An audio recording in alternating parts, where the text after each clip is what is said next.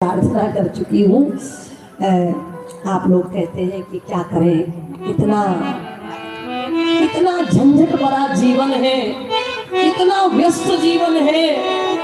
कई लोग तो यह भी कह देते हैं कि क्या करें, हमें तो मरने तक का ऐसे कह दे, क्या करें, हमें तो मरने तक का समय नहीं मिलता।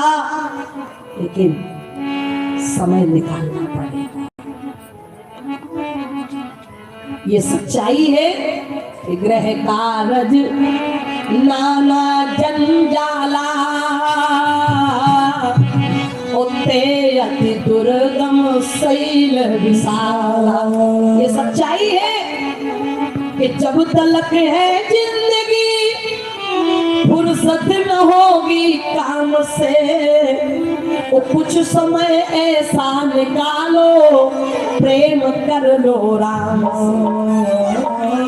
भोजन के लिए तो समय निकालना ही पड़ता है ना, सोने के लिए तो समय निकालना ही पड़ता है, 2-4-10 गप हाँकने के लिए तो समय निकल ही आता है ना। तो केवल भगवान के लिए ही बहाना क्यों, केवल भगवान के लिए बहाना क्यों? 5 मिनट ही सही, 10 मिनट ही सही, कभी भगवान से भी, भगवान के लिए भी समय निकालो। पढ़ लिया करो कभी कभी रामचरितमानस, जब मन हो जाए।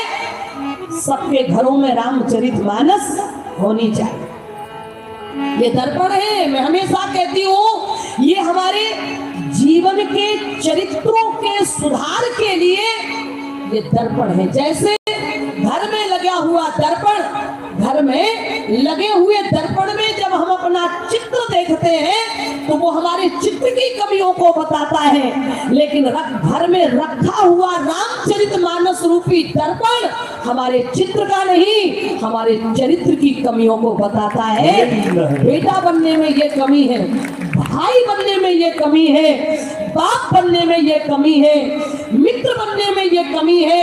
ये चरित्रों की कमियां बताता है रामचरितमानस रूप।